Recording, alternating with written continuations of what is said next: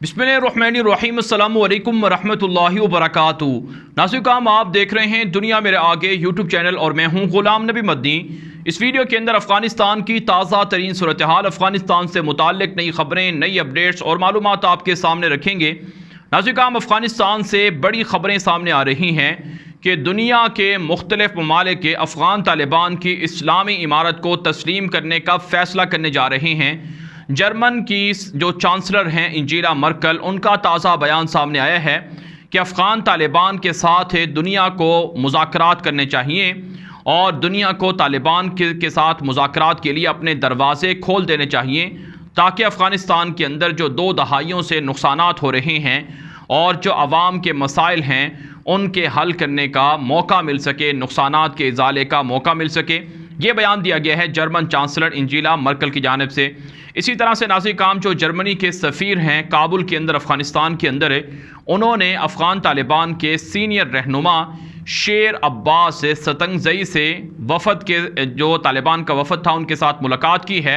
अफ़गान तालिबान की जानिब से जर्मन सफ़ीर को यकीन दहानी कराई गई है कि अफ़गान तालिबान की जानिब से जर्मनी के सफारतकारों को, जर्मनी के सफारती अमले को और जर्मनी के सफारत खाने को मुकम्मल सिक्योरिटी दी जाएगी और उनके हुकूक का तहफ़्फ़ुज़ किया जाएगा। लिहाजा वो अफ़गानिस्तान के अंदर अपने मिशन को और सफारत खाने को, जो उनकी मसरूफ़ियात हैं, उनको जारी रख सकते हैं। तो इसका मतलब ये है कि जर्मनी यूरोप का जो इंतहाई अहम मुल्क है वो तालिबान के साथ ताल्लुकात बनाने के लिए, तालिबान की हुकूमत को तस्लीम करने के लिए फ़ैसला कर चुका है और इससे तालिबान को काफ़ी फ़ायदा पहुँचेगा। इसके अलावा नाज़रीन, जो एक और अच्छी खबर है वो चीन की जानिब से सामने आ रही है। चीनी वज़ारत ख़ारजा के तर्जुमान ने बयान दिया है कि काबुल के अंदर हमारा सफारत खाना खुला हुआ है और हमारा सफारती अमला मामूल के मुताबिक काम कर रहा है। कोई नाखुशगवार वाक़या पेश नहीं आया है, जिसका मतलब यह है कि तालिबान ने जो डिप्लोमेटिक मिशन को सिक्योरिटी दी है, तहफ़्फ़ुज़ का यकीन दिलाया है, उस पर तालिबान पूरा उतर रहे हैं और तालिबान को लोग वेलकम कर रहे हैं और उनकी हुकूमत को दुनिया भर के अंदर सराहा जा रहा है। नाज़रीन, इसके अलावा पाकिस्तान अफ़गान तालिबान के लिए काफ़ी एक्टिव है, काफ़ी मुतहर्रिक है। पाकिस्तान के वज़ीर ख़ारजा शाह महमूद कुरैशी सेंट्रल एशिया की रियासतों के विज़िट पर हैं। अफ़गानिस्तान के जो पड़ोसी मुल्क हैं उनके दौरे पर हैं। पहले उन्होंने ताजिकिस्तान का दौरा किया, जहां पर ताजिक के वज़ीर ख़ारजा और ताजिक के जो सदर हैं उनसे उनकी मुलाकात हुई और अब ख़बर सामने आ रही है कि उन्होंने उज़्बेकिस्तान का भी दौरा कर लिया है और उज़्बेकिस्तान के वज़ीर ख़ारजा और उज़्बेकिस्तान के सदर से पाकिस्तान के वज़ीर ख़ारजा ने मुलाकात की है। और अफ़गानिस्तान के हवाले से जो पाकिस्तान के खुसूसी एम्बेसडर हैं, मंदूब हैं, जिनका नाम मोहम्मद सादिक है, वो भी इस विज़िट का हिस्सा हैं। तो पाकिस्तान अफ़गानिस्तान के पड़ोसी मुल्कों को कायल कर रहा है कि तालिबान की इस्लामी हुकूमत से उन्हें परेशानी नहीं होनी चाहिए। तालिबान के साथ ताल्लुकात में पाकिस्तान सालिस बन सकता है, गारंटी दे सकता है और पाकिस्तान यकीन दिलाता है कि ताजिकिस्तान के साथ, उज़्बेकिस्तान के साथ तालिबान ताल्लुकात अच्छे रखेंगे और इनके साथ तिजारती मरासिम भी जारी रहेंगे। लिहाजा इन पड़ोसी मुल्कों को तालिबान की इस्लामी हुकूमत के हवाले से पुरुमीद रहना चाहिए। इसके अलावा नाज़रीन, जो दीगर ख़बरें सामने आ रही हैं कि अफ़गान तालिबान ने काबुल एयरपोर्ट की सिक्योरिटी संभाल रखी है। अमरीका का फ़ौजी इनख़ला जारी है। अमरीका की जानिब से एक ताज़ा बयान जारी किया गया है कि हंगामी बुनियादों पर जो अमरीकी शहरी हैं, जो अफ़गानिस्तान के लोग हैं, जो अमरीका के साथ काम करते रहे, उन्हें अफ़गानिस्तान से निकाला जा रहा है और अफ़गानिस्तान के काबुल एयरपोर्ट पर कई जहाज़ों की आमदो रफ्त देखने में आई है। साथ साथ अमरीका ने यह भी वाज़ेह कर दिया है कि हमारी प्रायोरिटी है कि हम 31 अगस्त तक फ़ौजी इनख़ला मुकम्मल कर लें, लेकिन आखिरी 2 दिनों के अंदर फ़ौजी एहलकारों को और जंगी साजो सामान को मुंतकिल किया जाएगा। तो जितने लोग अफ़गानिस्तान से हम बाहर मुंतकिल कर सकते हुए तो हम करेंगे और बाकी फिर आखिरी दिनों के अंदर अमरीकी फ़ौजियों को और जंगी साजो सामान को अफ़गानिस्तान के एयरपोर्ट से मुंतकिल किया जाएगा। और ख़बर यह भी सामने आ रही है कि काबुल एयरपोर्ट की सिक्योरिटी 31 अगस्त के बाद तालिबान के पास आ जाएगी और अफ़गान तालिबान की जो बदरी फ़ौज है, जो ग़ज़वा बदर के नाम से मौसूम है, जो तालिबान की स्पेशल फ़ौज है और इसका नाम बदरी फ़ौज 313 है, तो ये तालिबान की जानिब से काबुल एयरपोर्ट की सिक्योरिटी संभालेगी और काबुल एयरपोर्ट तालिबान फिर रन करेंगे, तालिबान चलाएंगे।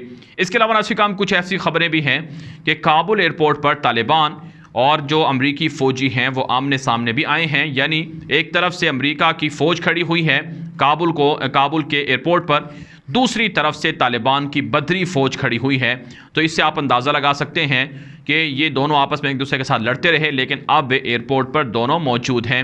इसके अलावा नाज़रीन काम कुछ ख़बरें ये भी सामने आ रही हैं कि जो अमेरिका के CIA के डायरेक्टर थे विलियम बर्न्स, जिन्होंने गुज़श्ता रोज़ दौरा किया था अफ़गानिस्तान का, और तालिबान के जो पॉलिटिकल लीडर हैं मुल्ला अब्दुल गनी बरादर, उनसे मुलाकात की थी।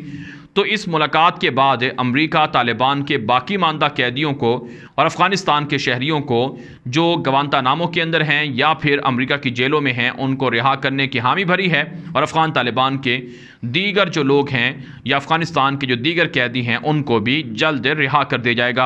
अब नाज़रीन हम आपको बताते हैं कि अफ़गानिस्तान के अंदर अफ़गान तालिबान ने ना सिर्फ एयरपोर्ट्स का कंट्रोल संभाल रखा है, बल्कि अफ़गान तालिबान को माल गनीमत में बहुत सा असलहा और जहाज़ भी मिले हैं। नाज़रीन काम कंधार एयरपोर्ट पर तालिबान को अमेरिका के जो ब्लैक हॉक हेलीकॉप्टर हैं वो मिले हैं। माल गनीमत के तौर पर तालिबान उन्हें चला भी रहे हैं, और ऐसी वीडियो सामने आ रही हैं कि तालिबान अमरीकी साख्ता ब्लैक हॉक हेलीकॉप्टर को चलाते हुए नज़र आ रहे हैं। आप जानते हैं अमेरिका और इसी तरह से दीगर मुल्कों से जो असलहा दिया गया था काबुल फ़ौज को, उसमें तकरीबन 160 जहाज़ थे, जिनमें से 70 से 80 जहाज़ नाकारा थे और बाकी फंक्शनल थे। तो अफ़गान तालिबान के पास इस वक्त 70 के करीब जंगी जहाज़, हेलीकॉप्टर वगैरह मौजूद हैं। नाज़रीन काम एक और जो बड़ी ख़बर सामने आ रही है कि 100 रूसी साख्ता हेलीकॉप्टर भी तालिबान को माल गनीमत के तौर पर मिले हैं। इनमें से कुछ हेलीकॉप्टर ख़राब हैं और कुछ की मेंटेनेंस की ज़रूरत है और कुछ फंक्शनल भी हैं। ये रूसी हेलीकॉप्टर अमेरिका ने रूस से ख़रीद कर काबुल फ़ौज को दिए थे, जो तालिबान के पास मिले हैं, और इसी तरह से नेटो की जानिब से ये ख़रीद कर काबुल फ़ौज को दिए गए थे। लेकिन बहरहाल अफ़गान तालिबान को ये माल गनीमत में मिले हैं। अफ़गान तालिबान इनको तजर्बाती तौर पर उड़ा भी रहे हैं और उनके इस्तेमाल में भी लेकर आ रहे हैं।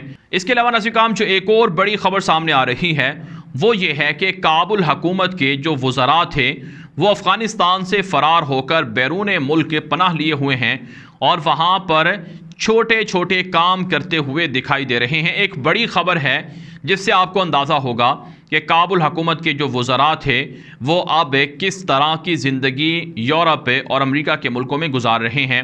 नाज़रीन काम एक तस्वीर सामने आ रही है जिसके बारे में दावा है कि ये शख्स काबुल हुकूमत के अंदर वज़ीर कम्युनिकेशन और टेक्नोलॉजी या वज़ीर मवासलात था, जिसका नाम सैयद अहमद सादत है।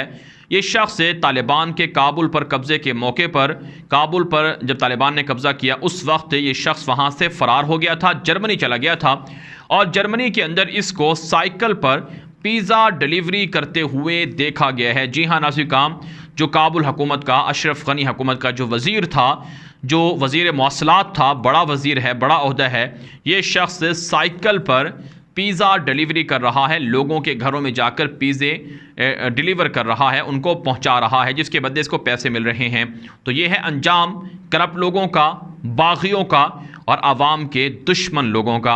इसके अलावा नाज़रीन काम जो अफ़गानिस्तान की फ़ौज के मशहूर जनरल थे, जो हेलमंद के अंदर लश्कर गाह में तालिबान के ख़िलाफ़ कई दिन तक लड़ते भी रहे हैं, जनरल समी उनका नाम है, उनका एक ताज़ा बयान नशर हुआ है न्यूयॉर्क टाइम्स के अंदर है।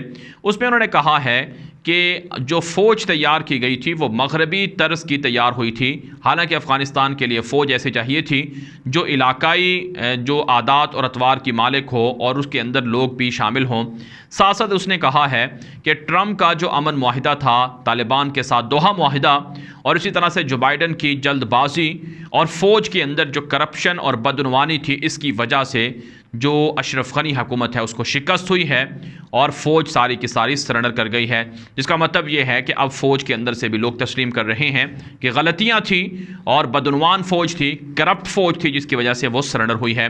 नाज़रीन काम हकीकत ये है कि ये लोग जो ग़ुलामी कर रहे थे, ग़ुलामों का अंजाम हमेशा ऐसा ही होता है, और अब ये लोग अशरफ गनी को लान तान कर रहे हैं, उसकी गिरफ़्तारी के मुतालबात कर रहे हैं, और इसी तरह से अब अपने वज़रा को भी बुरा भला कहा जा रहा है। नाज़रीन काम अब आपको बताते हैं एक और ख़बर जो अफ़गानिस्तान की क्रिकेट टीम के हवाले से है।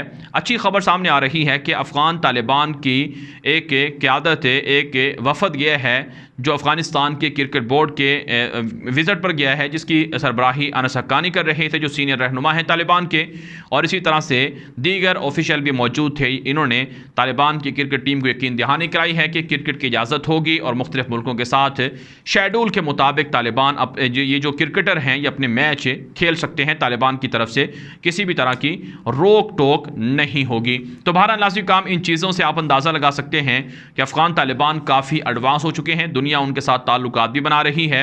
और इसी तरह से नाज़रीन काम अफ़गान तालिबान जो अफ़गानिस्तान के अंदर मुख्तलिफ जो एक्टिविटीज़ हैं, जो मुख्तलिफ शोबे हैं, उनको भी चला रहे हैं, रन कर रहे हैं, फंक्शनल कर रहे हैं। इस वीडियो के हवाले से जो आपकी राय हो कमेंट के ज़रिए से ज़रूर हम तक पहुँचाएँ और इस वीडियो को दोस्तों के साथ व्हाट्सएप पर, ट्विटर पर, फेसबुक पर लाजमी नशर करें। अब तक के लिए इतना ही इजाज़त दीजिए। अस्सलामु अलैकुम वरहमतुल्लाहि वबरकातुहू।